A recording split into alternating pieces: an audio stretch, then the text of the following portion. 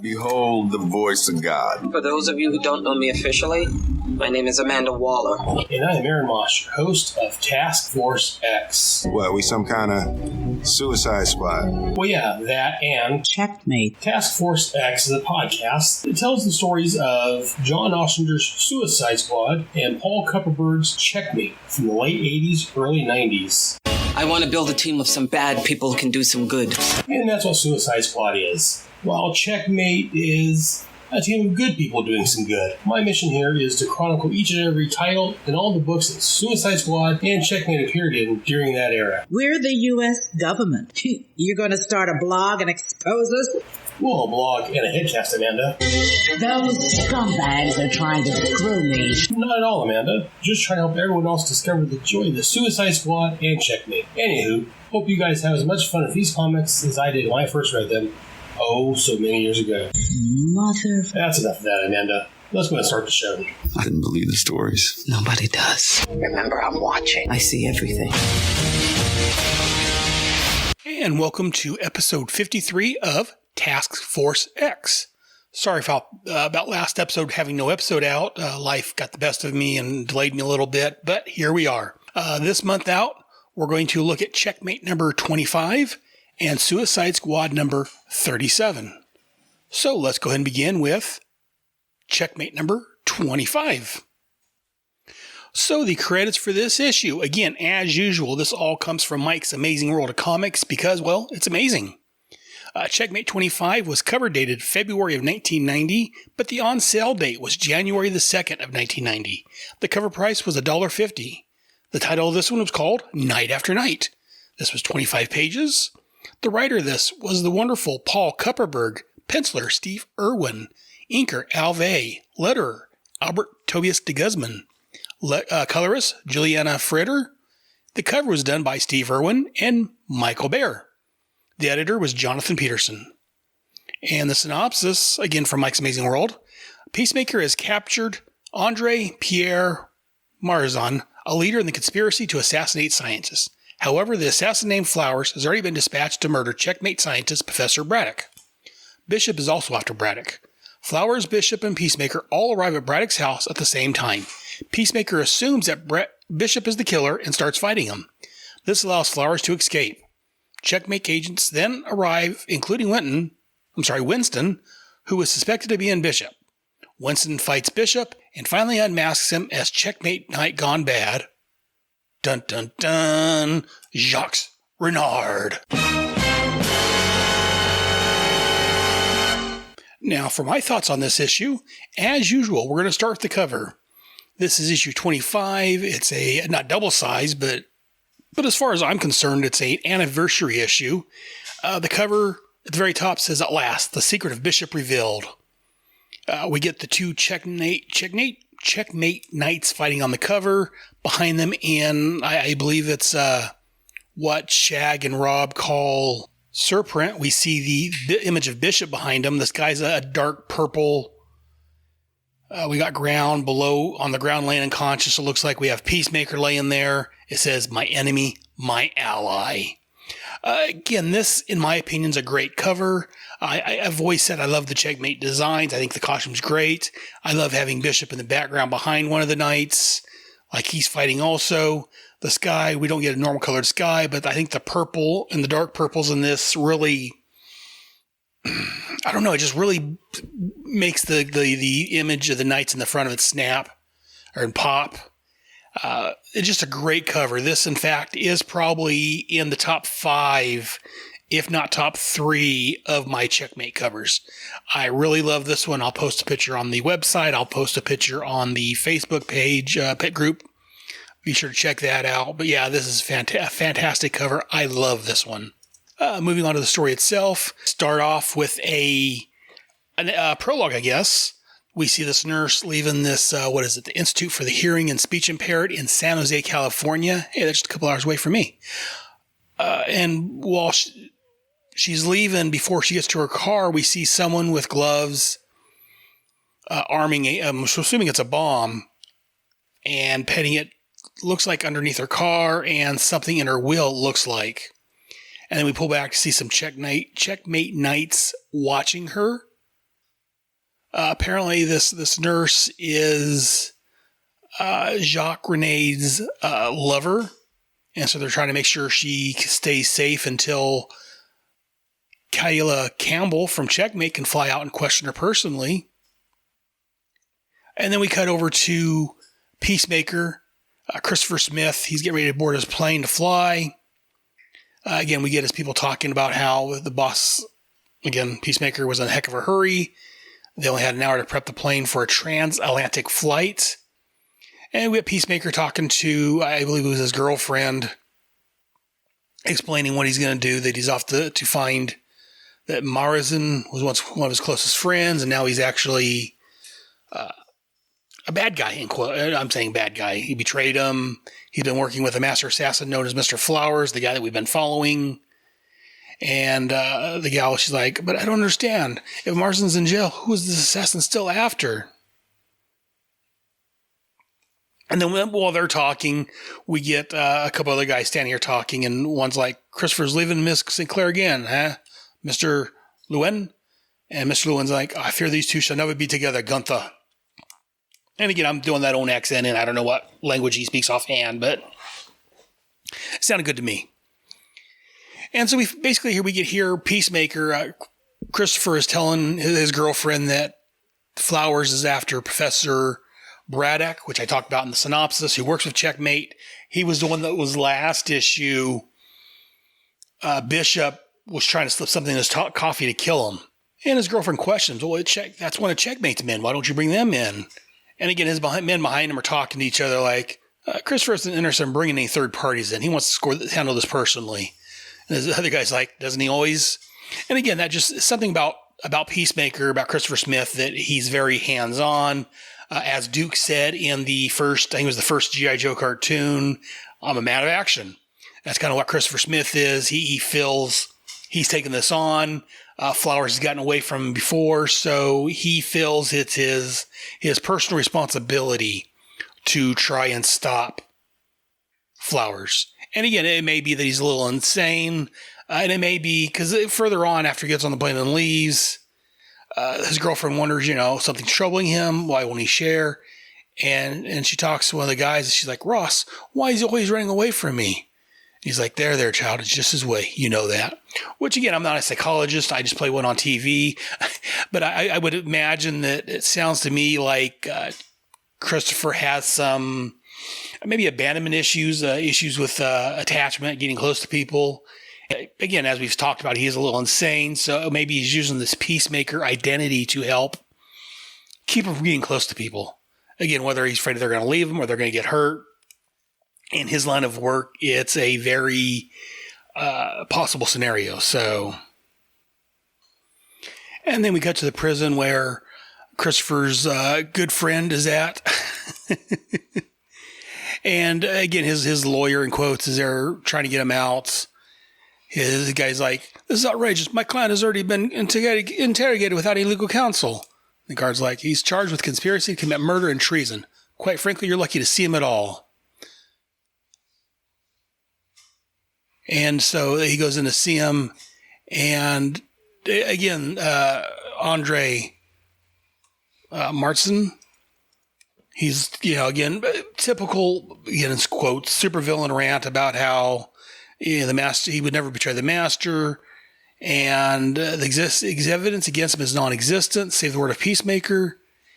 And again, he says the usual, again, quotes, villain comment, that costume freak will pay for pitting me in here. One day, I'll see that bastard dead.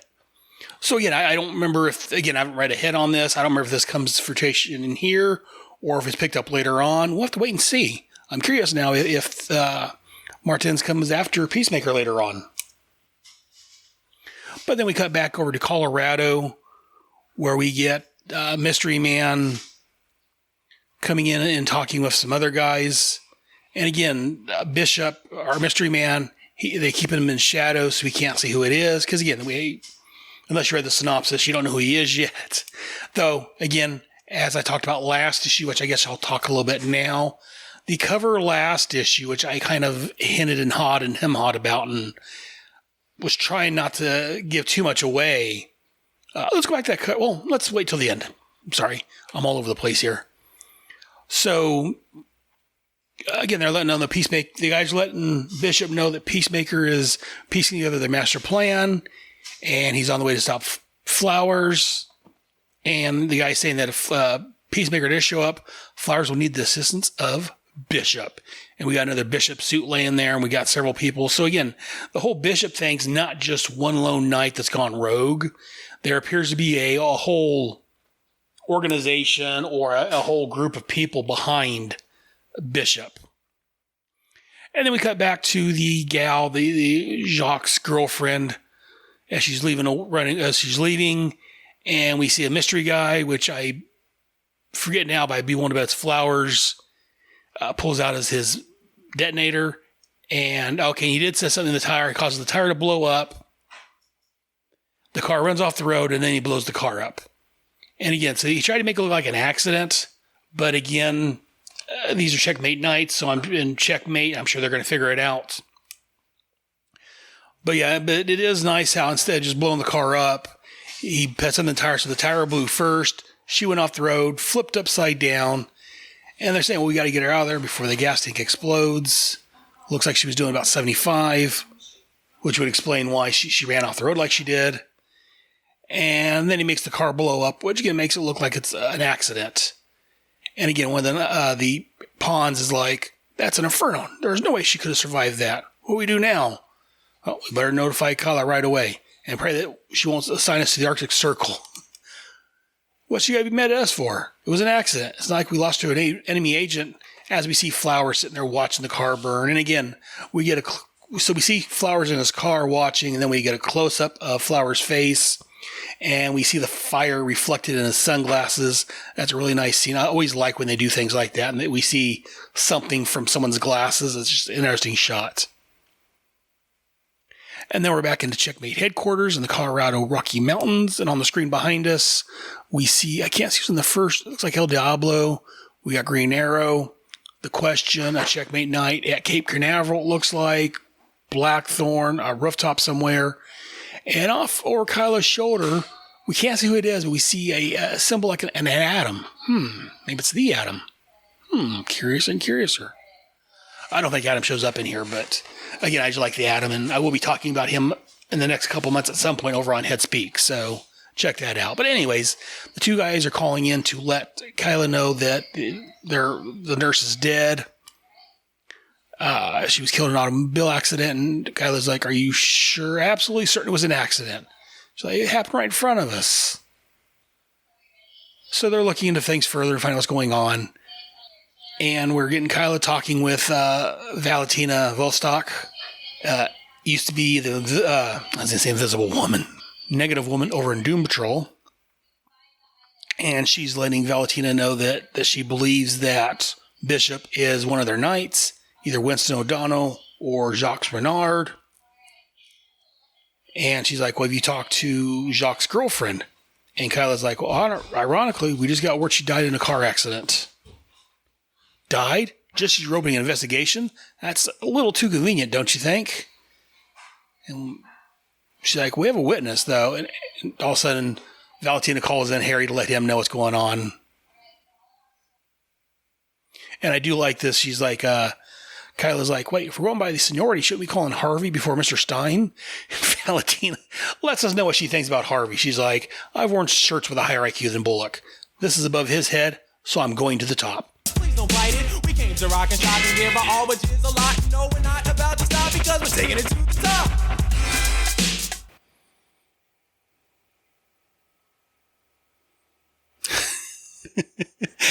Whenever I hear the phrase taken to the top or going to the top, that song pops in my mind. Maybe it's just because I'm a big rap fan of the 80s rap. But anyways, back to this actual story. Then here we on the, again, pages aren't, no, 9, page 10. We get Peacemaker on his jet. And like this shot here, we have a Peacemaker. He's putting his boot on. He's got his foot up on the seat, tugging and pulling, trying to pull the boot on. And he's not struggling with, like I made it sound, but it's just the way he's got his foot up on the seat and pulling his boot on. And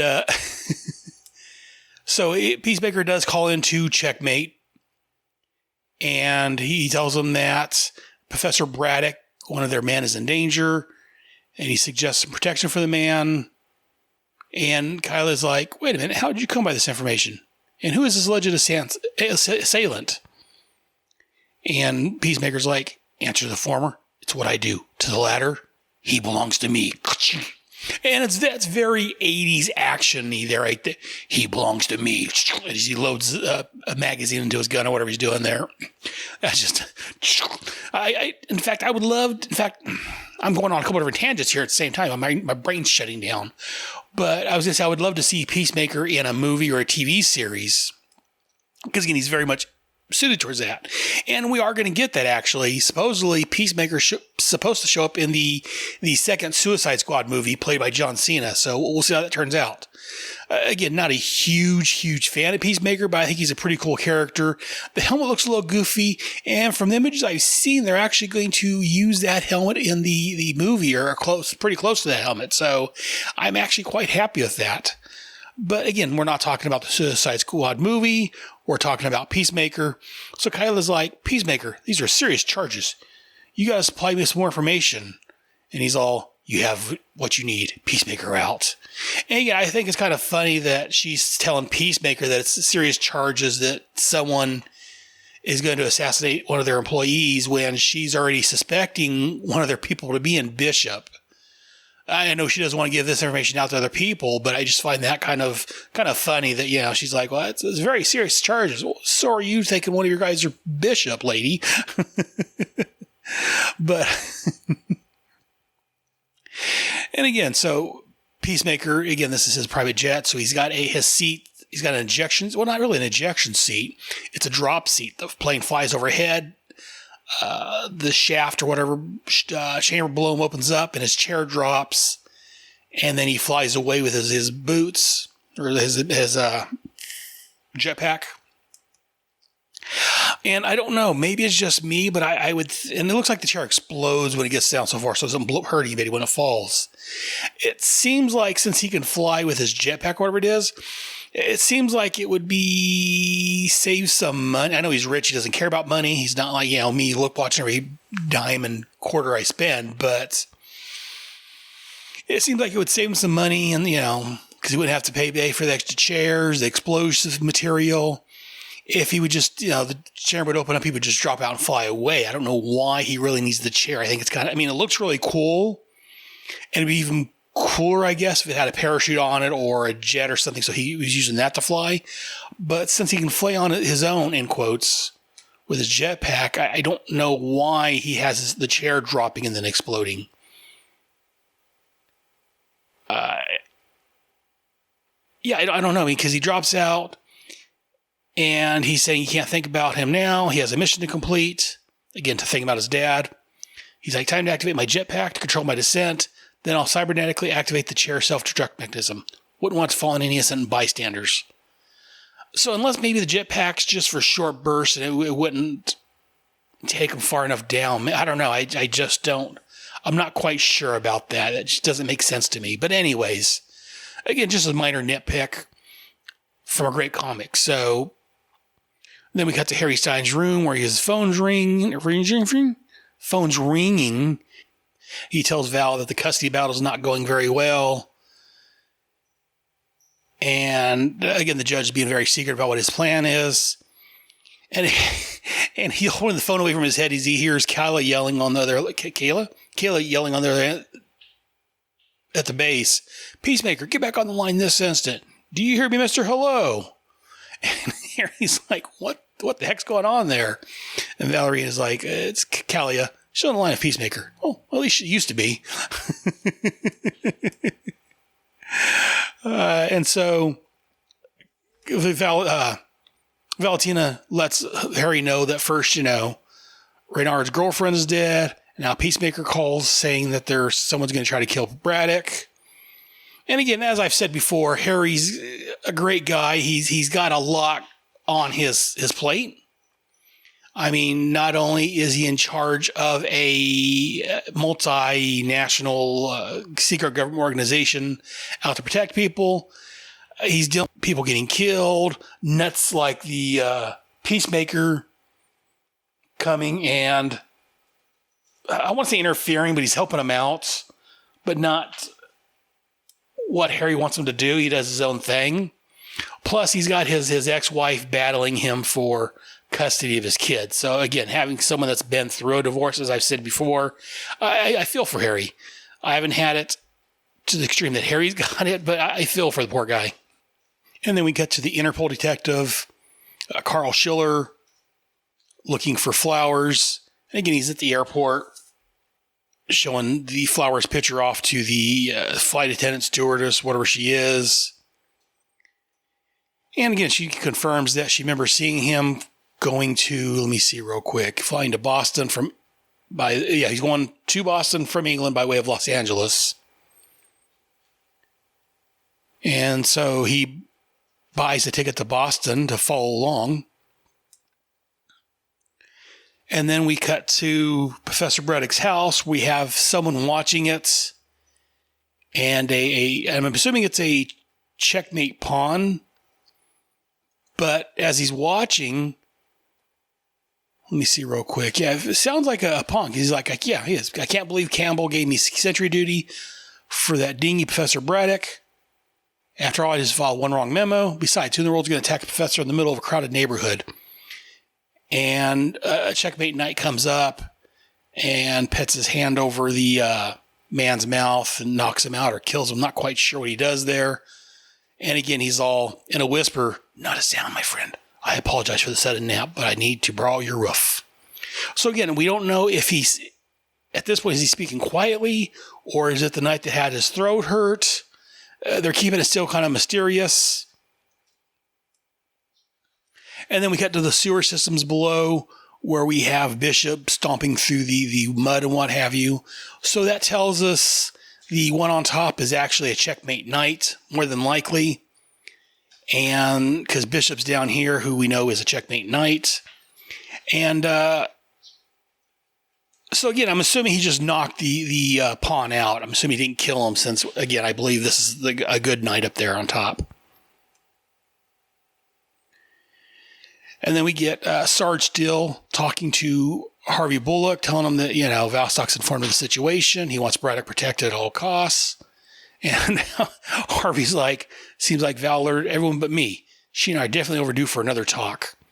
And again, because Val and Harvey don't always see it eye to eye. She's not a big fan, as she said earlier, of Harvey. So, but again, there is the chain of command. And as long as Harvey's doing his job, whether you like or respect him or not, you should go through the chain of command. I'm a big going through chain of command type guy. So I think it's kind of silly that she's bypassing Bullock and skipping around and letting everyone else know when she should go up the chain of command.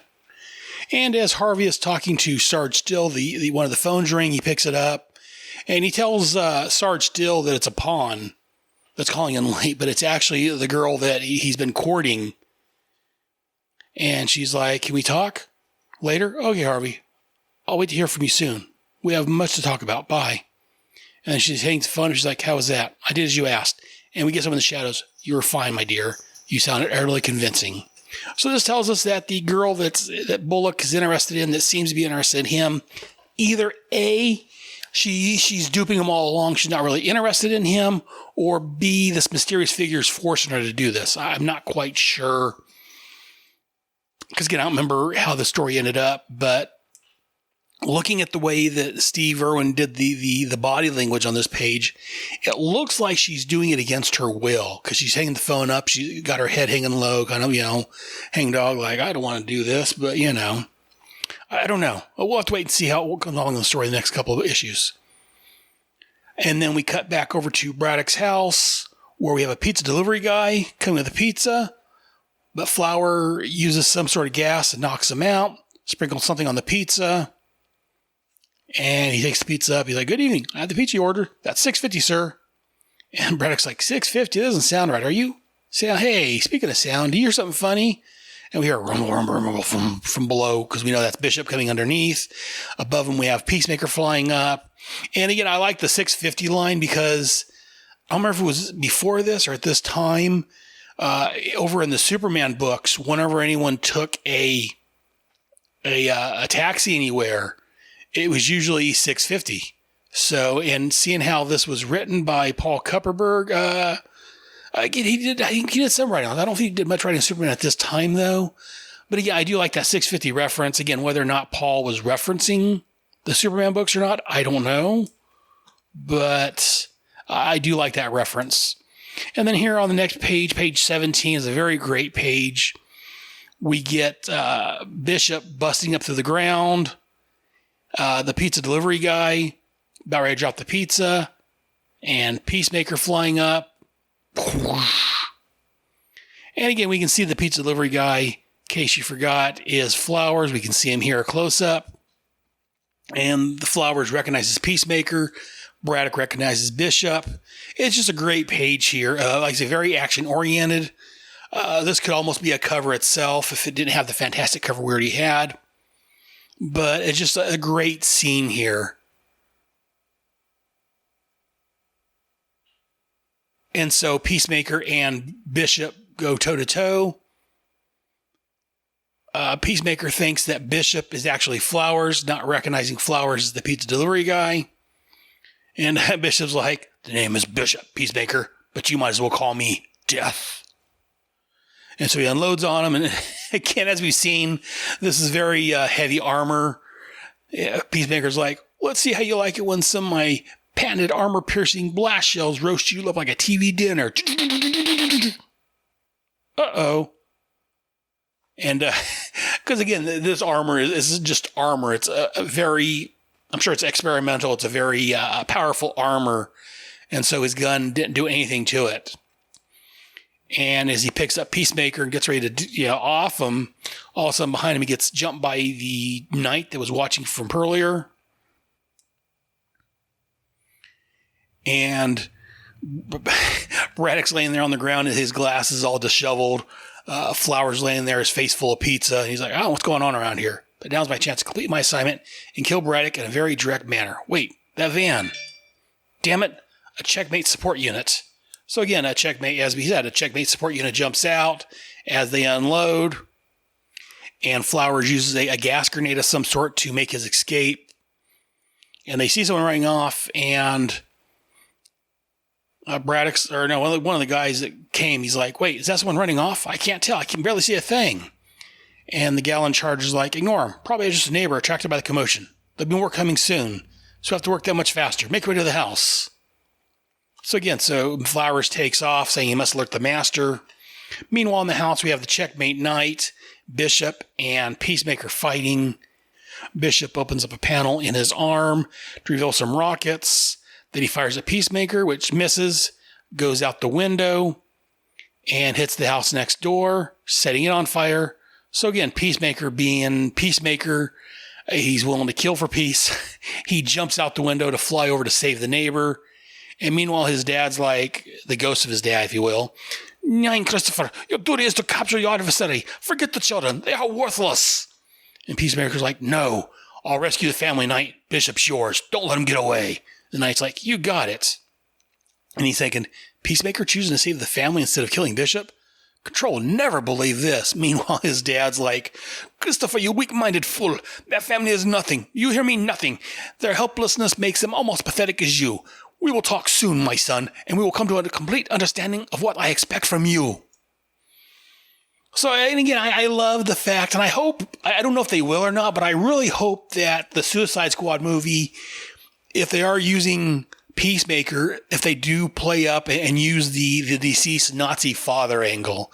They may not, because a lot of people get offended, if you will, by Nazis, as well as they should. Don't get me wrong, I'm not excusing Nazis, but I think, I don't know, I just think that that's a very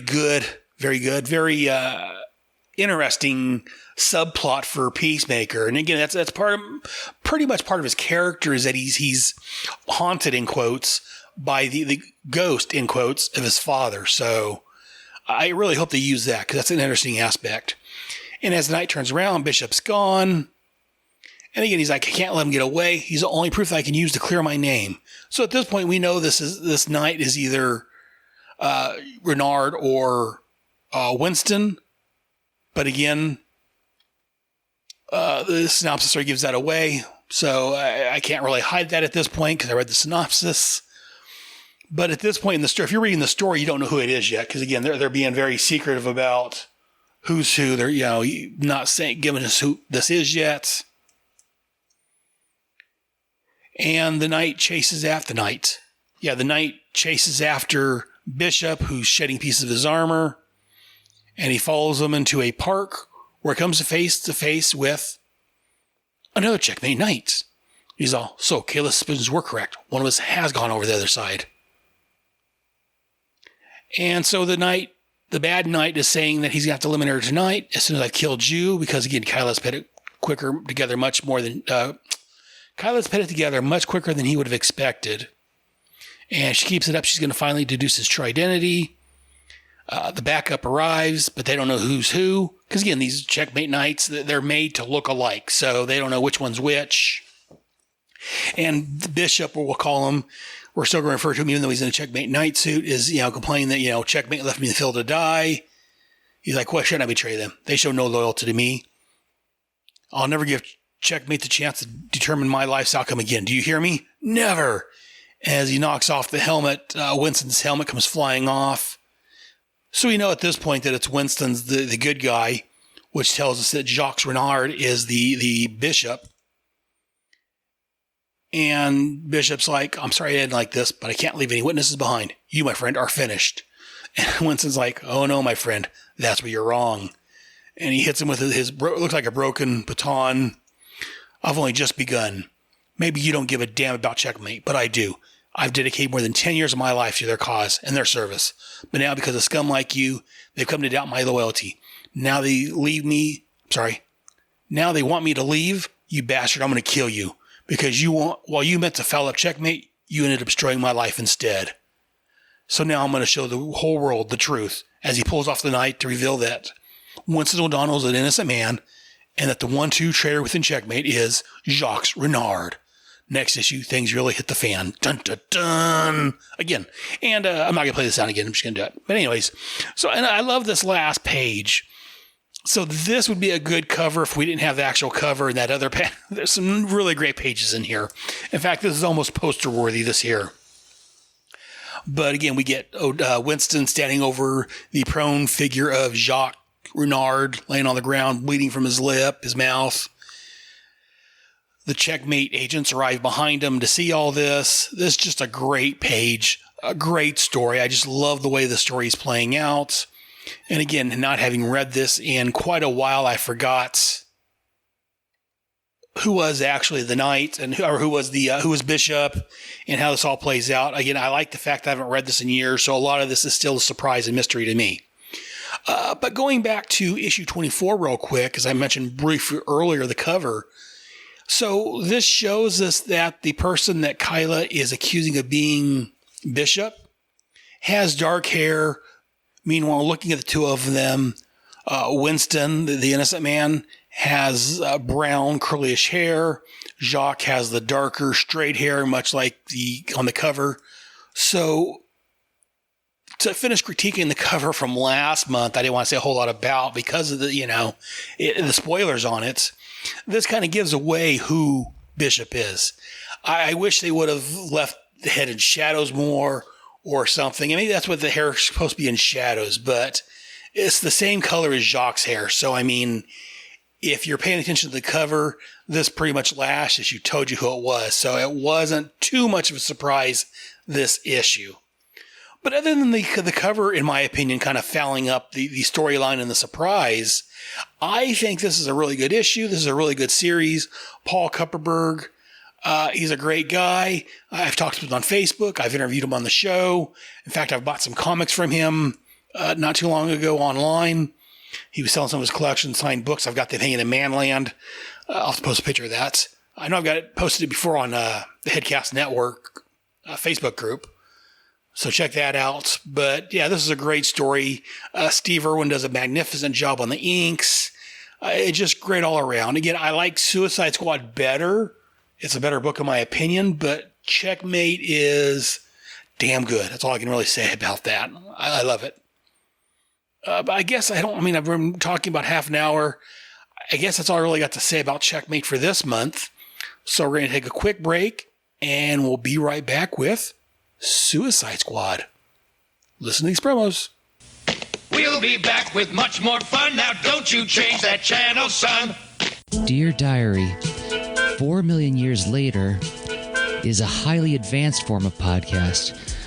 I don't really know if it's from the past or the future, but the hosts can think and have real feelings. I don't understand it, Joe.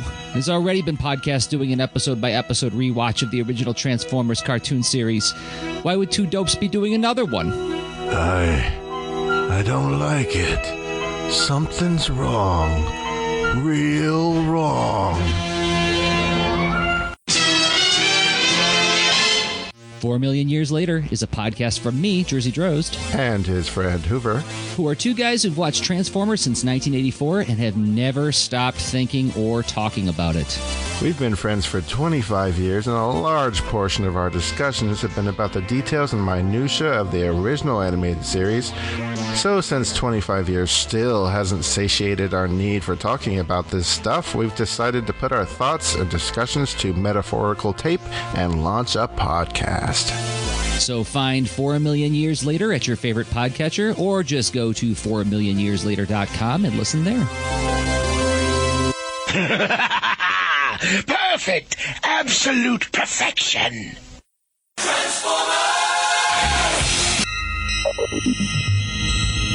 You are receiving a transmission from the Rod Pod.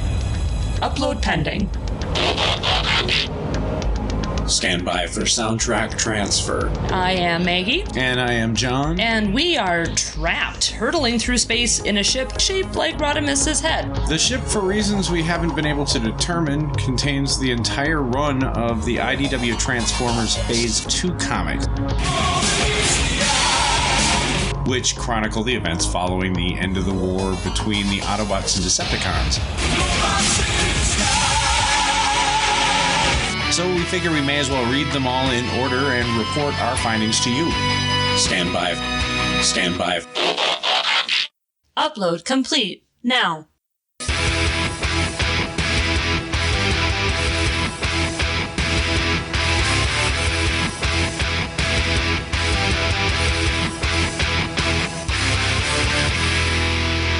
The Rod Pod. Look for us at marriedwcomics.libsyn.com, at iTunes, at Stitcher, or wherever good podcasts can be found. So, till all are one. Till all are one.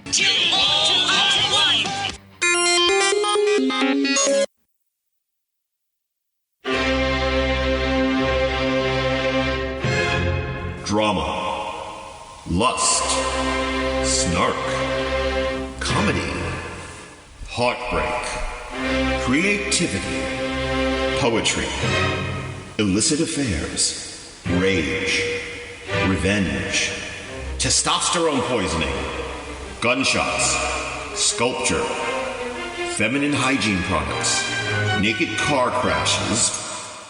You know what we haven't had in a long time? And liver. Terry Moore's Strangers in Paradise, the audio adaptation, coming to your ear holes in late 2020 on the Two True Freaks podcast network. Liver is my life. We are green from head to toe. Now we go back to the show. And welcome back from the break. Now we're going to look at the next book for this month, Suicide Squad number 37. The cover date is January of 1990. The on-sale date was December 5th, 1989. The cover price was $1. The title of this was called Threads. Written by John Ostrander and Kim Yell. Penciled by John K. Snyder III. Inker was Jeff Isherwood. Letterer Todd Klein. Colorist Carl Gafford. And the cover was done by Jeff Isherwood. And this was this was edited by Dan Raspler. And this was reprinted in Suicide Squad Apokolips Now trade paperback from 2017. So this is basically the epilogue to the Apokolips Now storyline that's been running through the book for the last few months. Again, the credits and the synopsis I'm about to read comes from Mike's Amazing World. The Suicide Try that again, kids. The Suicide Squad returns home from Apokolips. Amanda Waller makes arrangements following Flo's death. Dr. Light is also dead. Count Vertigo nearly dies, but he is rushed to the infirmary and saved. Shade has been sent back to the Meta. Barda and the Forever People depart. Poison Ivy and Deadshot decide to stay. Bronze Tiger is called to Washington to explain to Sarge Still why he disobeyed orders. Director Fury, the Council has made a decision. I recognize the Council has made a decision, but given that it's a stupid decision, I've elected to ignore it. The rest of the team readjusts to being back on Earth. The Mad Pie Bomber strikes again, this time hitting major victory. Murph decides it's time to solve the mystery once and for all.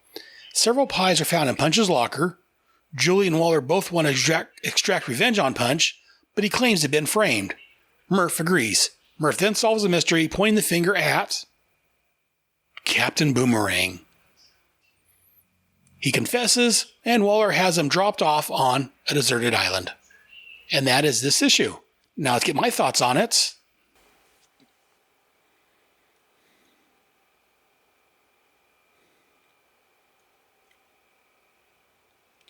As usual, I will start with the cover.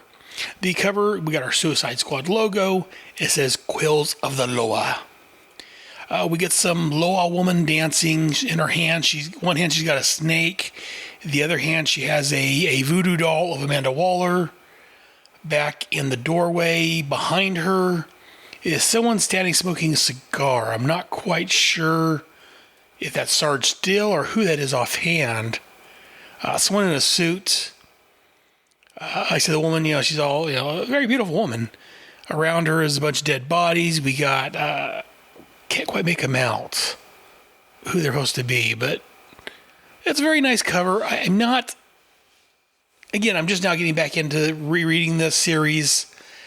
I don't recall being a big fan of the Loa. I'm not a big fan of the voodoo and that kind of storyline, so we'll see as we go through here. But it's a nice cover. It's just, I don't know, it's let me put it this way. It's nicely done. I don't know if it's one of my favorites, but I can recognize it's a very nicely done cover.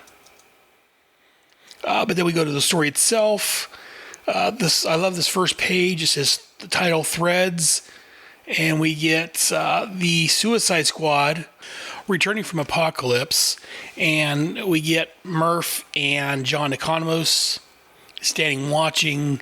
And again, I love this. It's not quite poster worthy, but it's a very nice splash panel or splash page. We get, like I say, next to us, we have John and Murph watching. We have a go crash across the screen, across the panel. And the background we have, it's like almost like a church window above them. There's a bright light coming, and we have Amanda Waller front and center holding Flo. Off to her side, we have Punch.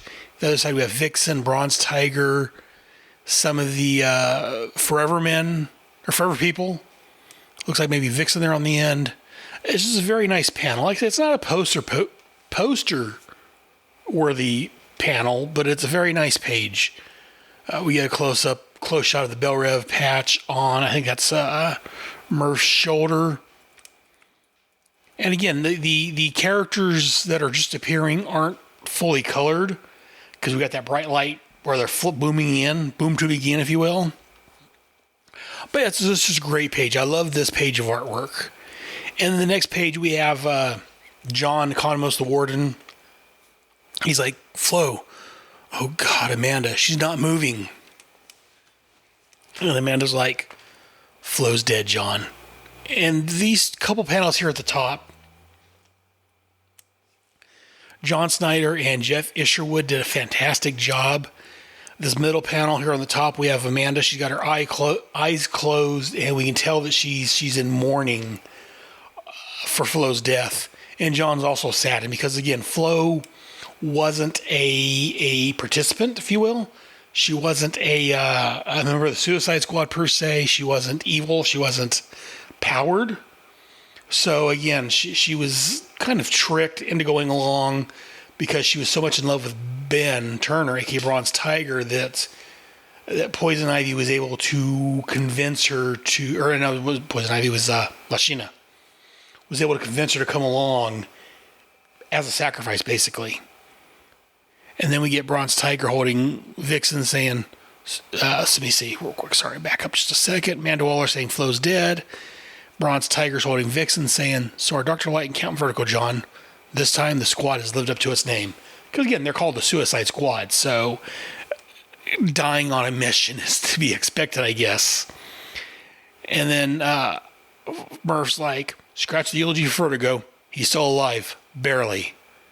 And then we get Amanda Waller snapping into action. I mean, she's saddened by the death of her, I think it was her cousin or niece or whatever it was. And she's like, you heard the man. Move it. John, call the infirmary and tell Dr. White that Vertigo's en route. So we get Vixen and Bronze Tiger running off with Vertigo to get him to the infirmary. We get, what's his name, from the 4th of July, Major Victory running with them. We get Murph's like, well, we sort of borrowed these two from Arkham Asylum. You want them shipped back? And again, I like this panel here. We get a close-up of Amanda's face, but when it rises in shadow, it's just a very nicely done panel. Like I've said before, and I'll say it again, I'm more a fan of the 4-color superhero, but I love the darker, grittier tones used in this book because I think it really fits. And we get Poison Ivy saying, I can't believe a girl like me was so gullible, taken in by the likes of Lashina. And I like to make amends, pet, right things right if I can. I want to stay. And at this point, Amanda's just saddened and disgusted with everything. Because again, she's lost Flo, her family member. The whole thing's just kind of gone to hell in a handbasket. So she's like, stay, go. It's fine with me. Deadshot's marginally useful. Notify Arkham Murph. And let Economos handle any flack. I got funeral arrangements to attend to. Edna May was never the easiest cousin to talk to or talk with. And I've got to tell her that her daughter's passed. So again, this we get, as Amanda's saying this, she's got her back to us. And again, as I've said before, I really don't like the later versions of Amanda closer to the New 52 and the New 52 version when she was a skinny, attractive woman. Don't get me wrong, I love Amanda Waller, but this panel here just is another one that sums Amanda up. Earlier on, I talked about, I think it was issue 10 or 13, where she was facing down Batman. This is another panel where, she's just a broad woman walking away, and she's got kind of in shadows, but we see enough that to tell it's her. I love Amanda Waller. She's a great character, and I love this version of Amanda Waller. And then we go back, we see John Economos talking with Nightshade, and he's kind of mourning Flo. He's like, she always beat me, at backgammon. And Nightshade's like, John. And he's like, don't leave yet. Don't leave, Eve. Not just yet. So again, he's very much mourning the loss of, again, that wasn't like a love per se, but it was, they were like a family, if you will. The Suicide Squad, I don't know if I've said this before, the Suicide Squad is kind of like a family. Very dysfunctional and messed up family, but it's very much a family. And so Nightshade, she has got a tear flowing from her eye for the loss, and she's like, why don't we go see Father Kramer, okay?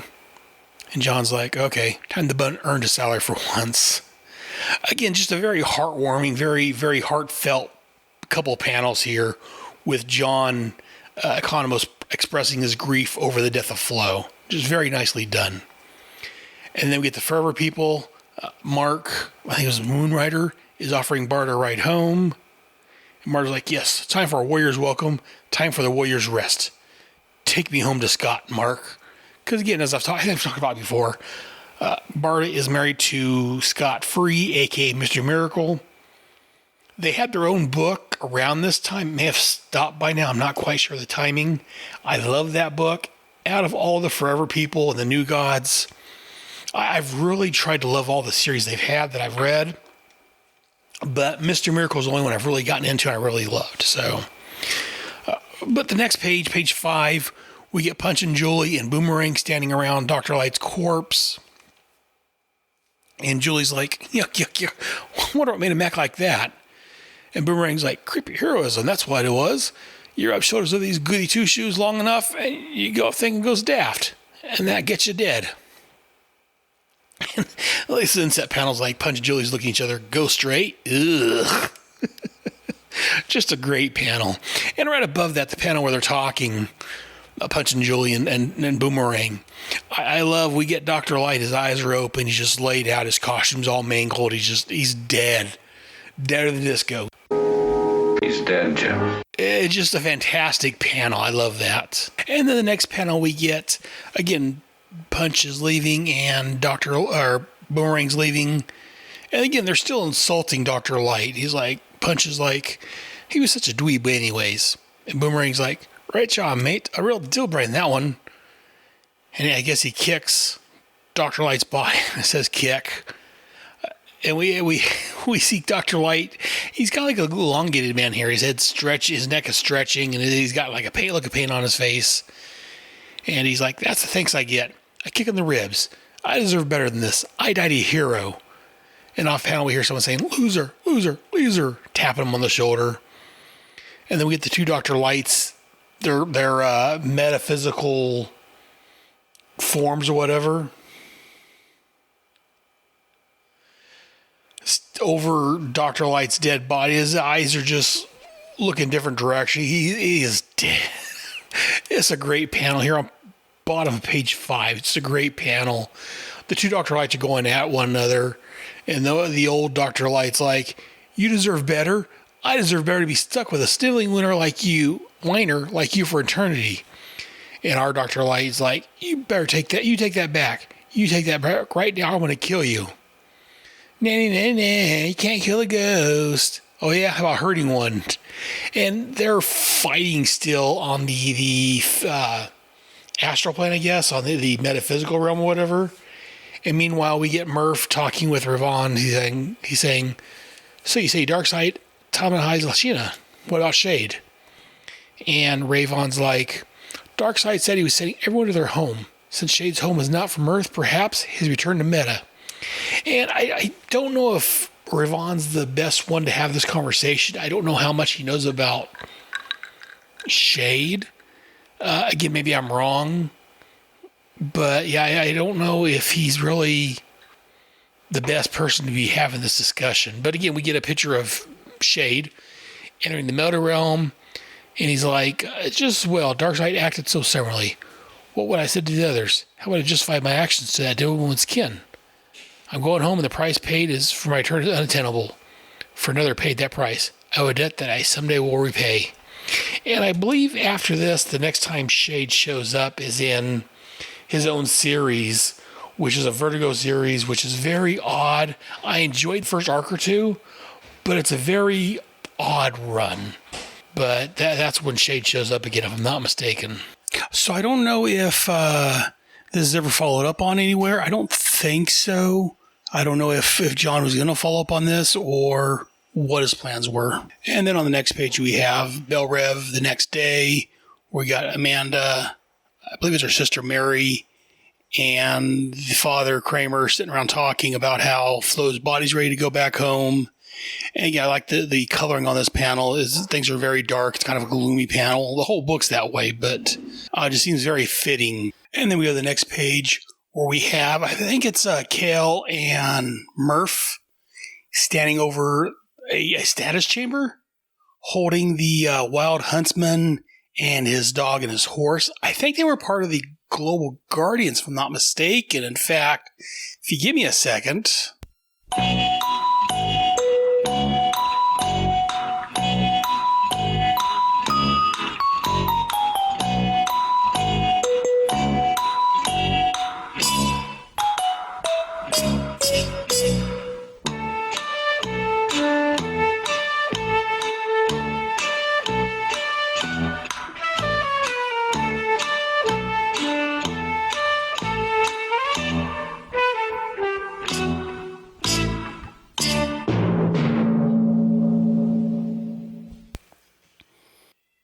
Yes, I was correct. He was part of the Global Guardians. He first showed up in Super Friends, issue number 45, back in June of 1981. Looks like, I don't know much about him, but it looks like he was a reincarnation of a German warrior who was allied by a horse, Orkarn, and a hound, Donnerschlag. which is with him there. So I thought, like I said, I know some about the Global Guardian. It's not, I haven't read their Justice League appearances, or I'm sorry, their Super Friend appearances. I've seen them here and there in the Justice League book. But I do like how Kel, as we talked about several issues back, is the head or the front for the Suicide Squad, the public side. And he's worried about animals' rights activists getting on him if they find out that they got this dog and horse in a status cell. But apparently, again, from what Murph says, the dog, the horse, and the man, the wild huntsman, all share a symbiotic relationship. And apparently if you separate them, they'll start dying. So it's interesting. And then as they're talking, so apparently, real quick, they're working on a cell for wild huntsman. I'm not sure where he came from offhand. I'm going to have to look into that and see. But as I do that, I do see here that as they're talking, the Pythor again strikes and hits Major Victory, who goes along saying that he's going to, tear his place brick from brick to find out who did it. And that's where Murph says, I think it's time to step up my investigation. This nonsense has gone on long enough. And then we get someone in the shadows, we can't see who it is, thinking, maybe it's time to quit while I'm ahead. And while I was talking, I looked, and apparently the Wild Huntsman fought the Justice League members, Animal Man and Captain Atom. So I'm assuming it happened over in Justice League Europe. I did read that book, but it's been decades ago. I may have to reread some of those issues and find that. Upon being defeated, he fell into a coma with his animals, and that's who wound up here in the medical facility inside of Belle Reve. So apparently, the Justice League issues happened right before this issue of Suicide Squad, is what I'm assuming. It's interesting. Anyways, and then he will show back up later on. I'm assuming in here, but I'm not. It may be over in the Justice League International because it's. I don't want to go into details here. So I'm assuming it's going to be in Justice League International that he shows back up. For more on Justice League International or Justice League America, check out, or Justice League Europe, one of the Justice League books, probably Justice League Europe. Check out Friend of the Network, the Irredeemable Shags, JLI Bwahaha podcast. It's a great show. Anyways, back to this book, though. Next page, we have Nightshade leaving, and also Mari, which is Vixen, and Bronze Tiger's leaving. It looks like Nightshade is off to get some rest, and Bronze Tiger, aka Ben, and Vixen are off to see Sarge Still, because if you remember right, a couple issues ago, Bronze Tiger, aka Ben Turner, disregarded Sarge Still's orders about staying behind, and let me see here. And Ben says it's just pro forma, nothing to be worried about. We'll see. But, and again, here at the bottom of page 9, John Economos is saying, he's thinking to himself that there's a real chance that he won't be a member of the squad after his meeting with Still, much less leading it. Dun, dun, dun.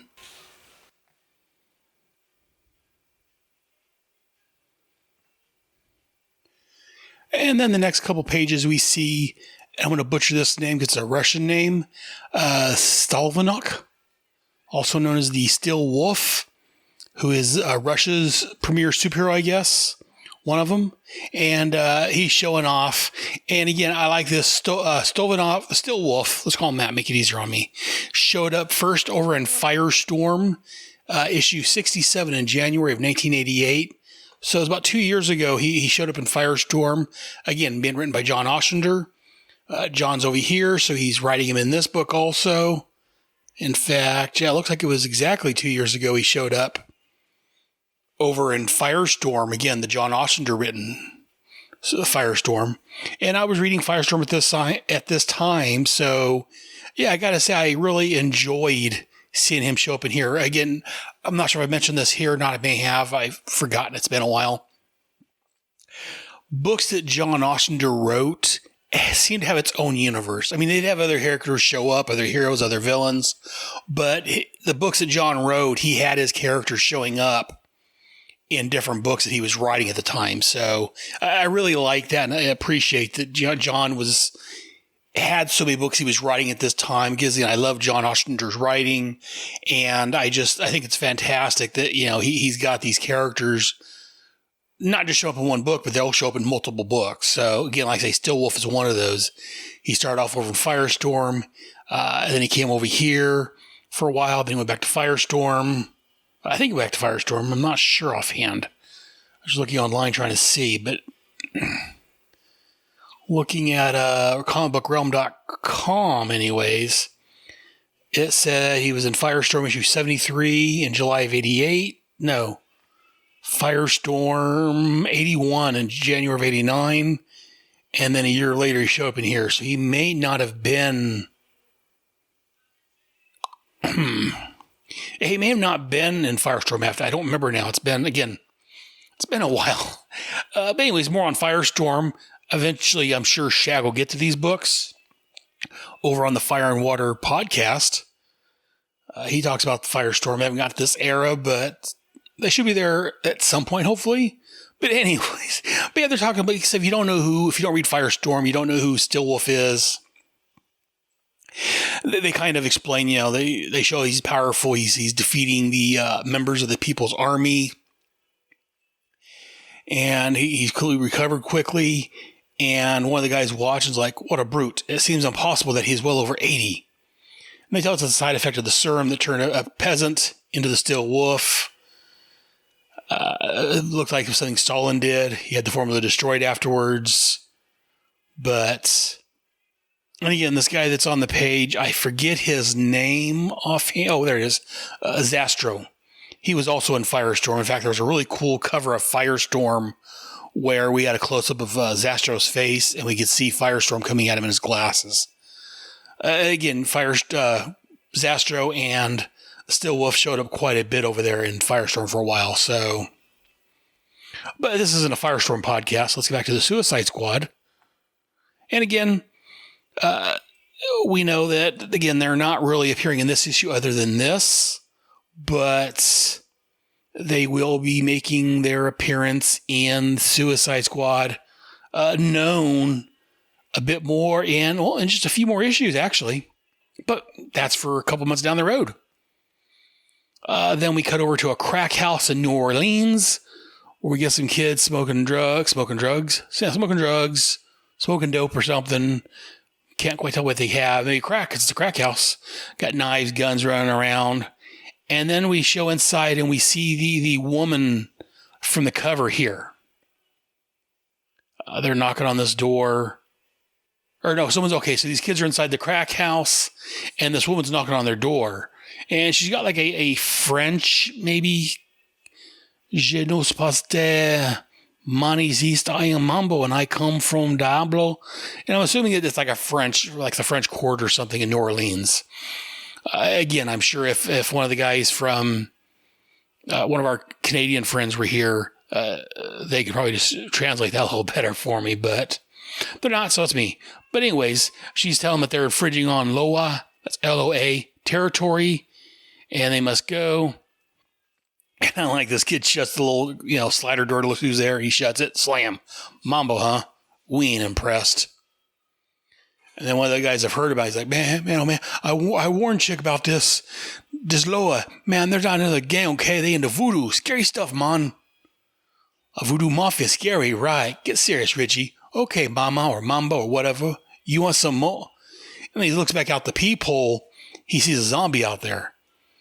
And all of a sudden, all the doors break in and zombies come rushing in at him. It's a very nice panel here on page 15. They're shooting at the zombies, but again, it's zombies, so you got to double tap. But yeah, no, I think it's a great image here of the zombies just busting in and killing these crackheads. So Mambo can have the territory, or the Loa can have the territory. And again, so this is all setting up for the upcoming arcs where, the Suicide Squad, of course, you have to deal with this because, well, that's why they're in here. But they're talking, and Mambo's like, should we not consider what to do about Amanda Waller and her minions at Bel Rev? We know they are not now aware of us. Waller could be transformable. And the guy she's talking with, I have given some thought, and I have decided we must crush Waller entirely. Shall I call another Hugans? Dambala? This guy's name is Dambala. That's how I'm pronouncing it. Raise more zombies? No, open warfare is too risky. Something subtler, I think. Very sure, but very sure. In this case, we need to do a little more than tell. Now we know to those waiting to hear. That one reporter who owes us a favor, Trent, I believe her name is, have her call me. We'll destroy Waller with the truth. And I'm not sure they're referring to Trent offhand, but again, that's for a future story. We'll come back to that, I'm sure, as I tell my wife over on the Quantum Leap podcast. Let's put a pin in that. So we're back at the Suicide Squad Bel Rev, and we get Punch just getting out of the pool. He's like, dum-da-dum, take that and that, and I knock you flat. And he's going back to change, and he opens his locker up. It's full of pies, and his costume's hanging there.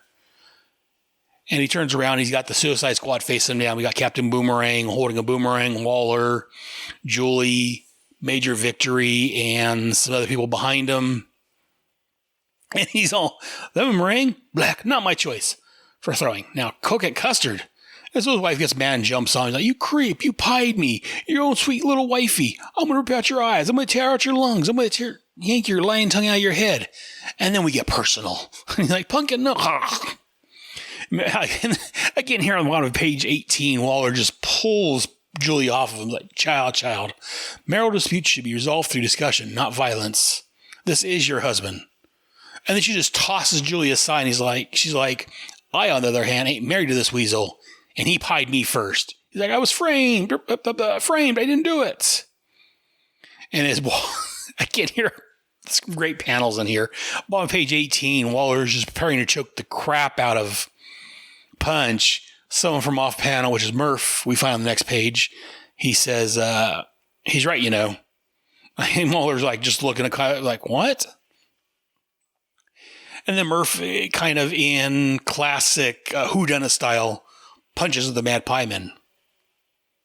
And he gets a cigarette from John Ostrander, from John Econos. Sorry, I messed up his guy's last name. And Waller's like, says who? Says the facts. The first three persons pied were you, Boomerang, and Nemesis. Punch wasn't in Bel Rev at the time. And as Murph is talking to Waller still has her big meaty hands around Punch's throat. He's like, it's just a great, and again, it's abuse, it's violence, and I guess it's not necessarily funny, but the way they're doing it here, I find it hilarious. I just love the way that Waller's just choking him, and he's listening to Murph explain why Punch can't be the Mad Pie Thrower. And so Waller's like, would you care to enlighten us then as to who the Pied Pieman really is, Simple Simon? Sure. Item 1. Given the personal changes, damn few people have been around Bel Rev since the pie throwing began. Item 2. Pies never got thrown when the missions team were away. That suggested the Pie Man was a member of missions. From there was a simple process of elimination. Some people weren't at Bel Rev during every pie throw, so I counted them out. Then I also eliminated everyone who got hit by a pie, which left nobody. And Waller's like, she's all upset. There's like a red halo around her head showing how angry she is. She's like, are you saying I got splattered by a figment of somebody's imagination? And Murph's like, nope. I'm saying I had to rethink. The only possible answer is that one of the victims pied himself in order to throw off suspicion. Once I duped that out, it was a matter of opportunity, ability, and motive, which gave me my prime suspect. Like he's in there smoking a cigarette as he's telling all this. The cameras maintain constant surveillance on my target. We watched the suspect pet the pies in Punch's locker, setting up the frame, and I got it all on videotape. And he goes up to Boomerang, he touches him in the chest, he's like, tag Boomer, but you're it. And Boomerang's like, Maggie, mate, I got hit by that pie just there in the missions room. The Waller self saw it all happening. And again, Murph continues to explain, you rigged a boomerang pie, flipped it down the corridor as you started in. Then you pretend to hear someone call your name, stepped back out into the pie's path, right where you knew it would go. Let's put it to a vote. Everyone who thinks Boomer Butt threw the pies, raise your fist. And we see like 4 fists raised in the air at Boomerang. This bottom page 20, he's just a wild look in his eye. It's okay, I did it. So what you gonna do, huh? Toss me off the squad? Big hairy deal. I quit.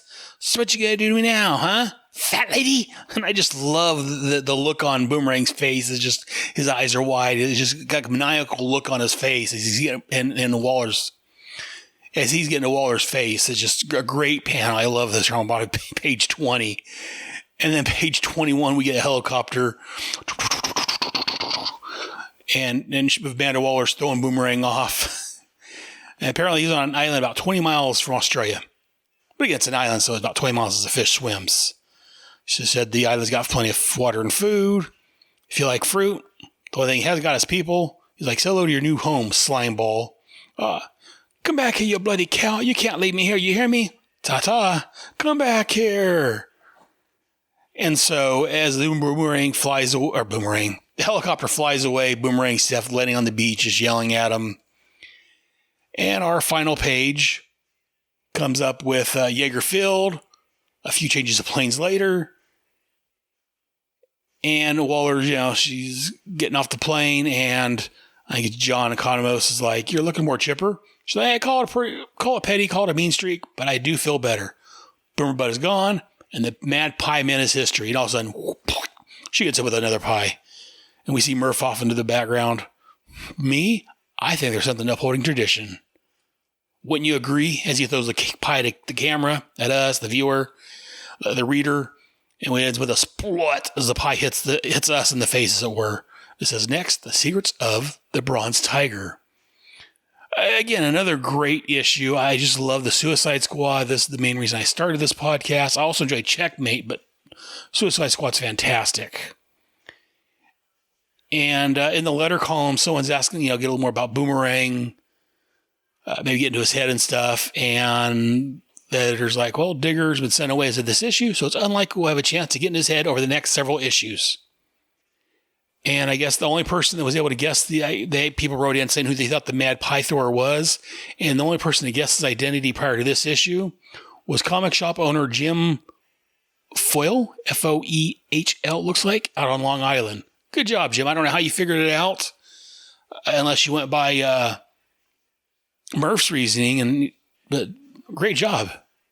But I just look through the letters page real quick, see if there's anything else to mention.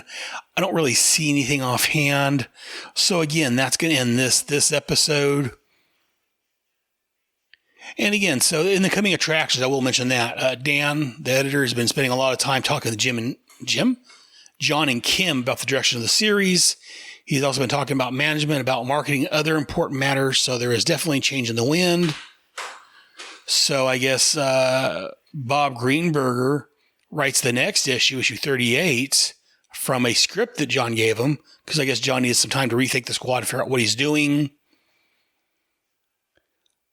Again, the next issue is going to spotlight Ben Turner, a.k.a. Bronze Tiger, but it's mostly a Ben Turner versus Sarge Still, with the life of the squad hanging in the line. And that sets up 39's explosive story. So, again, we'll see what happens. Again, there's a comment here about Firestorm. Okay, so this is coming up to the issue 100 of Firestorm, which is the last issue. Meanwhile, John and Dan have things hopping in Firestorm as they race towards issue 100. So that was the last issue. I was saddened to see Firestorm go. I love that book. Even though it was a complete change from what came previously, I enjoyed that book. But that's enough about Firestorm, because once again, this is not the Fire and Water podcast. This is Task Force X.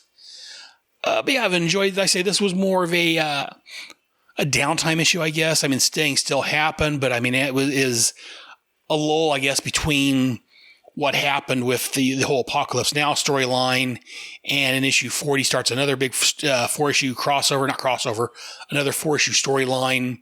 So this issue kind of is a little break from that, I guess. It's ending everything and setting things up for the future. We'll see. But again, I enjoyed this series, as I've said. Just over an hour. I'm going to call it here. Again, if you guys like what you're hearing, check us out over on Facebook. I have a Facebook group set up at this point. It's facebook.com/groups/Headcast Network. Check out my new site. I've updated my headspeaks.com, and I've also set up another domain, Headcast Network, which will have all the feeds for all my shows on there. Definitely check out that. Check out my other shows. There's Head Speaks, G.I. Joe Royal American Headcast, the Starman Manhunter Adventure Hour, and then my newer, Bravo Team, which is my G.I. Joe companion show. And then me and the wife have a couple of new shows. The Starbright Project, which is looking at the Quantum Leap TV show, and Voyagers Cast, looking at the time travel show Voyagers from 1982. A couple great shows I love, so me and the wife's talking about them. Check that out. Let me know what you guys think. Send me an email to taskforcex@headspeaks.com. Again, taskforcex@headspeaks.com. That'll come to me. I may be changing that here in the near future, but I'll let you guys know. I'm just trying to think. Again, if you like my shows, if you like what I'm doing, head over to patreon.com/headcastnetwork to check out what I'm doing there. If you, like I said, if you're enjoying my shows, throw a few bucks in the tin. I thought I set this up a couple of months ago. I just got looking, and actually I forgot the final step, so it should be live now. So check out patreon.com/headcastnetwork.com. Like I said, if you enjoy my shows, throw a few bucks in the tin, help me get some better equipment. Maybe I can get some comic shows once the world reopens. I don't know. Anyways, that's going to do it for this month. Next month, join us back here when we look at Checkmate and the next issue of Suicide Squad. But until then, squad mates, dismissed.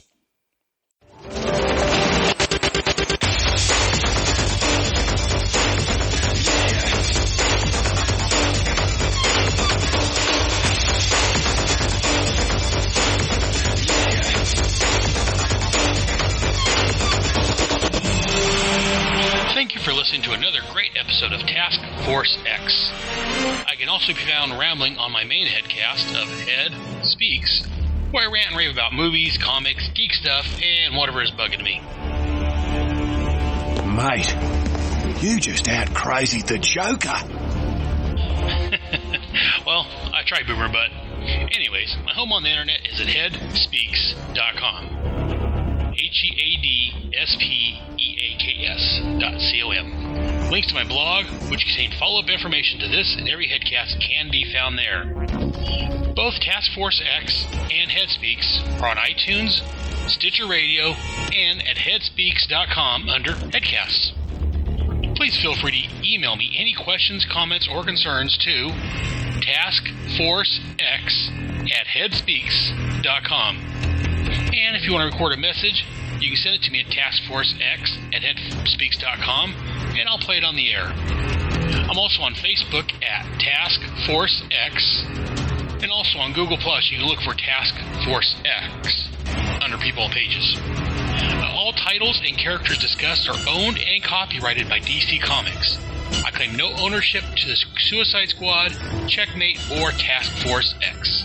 I'm just a big fan wanting to spread the Task Force X love with everyone else. DC Comics can be found on the web at dccomics.com. Be sure to visit your local comic shop and look for Suicide Squad and Checkmate Comics. And while you're there, see what else they have that may interest you. Mother. Well, make sure you join us here next time for another fun-filled headcast from your friendly neighborhood Brotherhead. In the meantime, I'll see you in the funny pages. Yippee!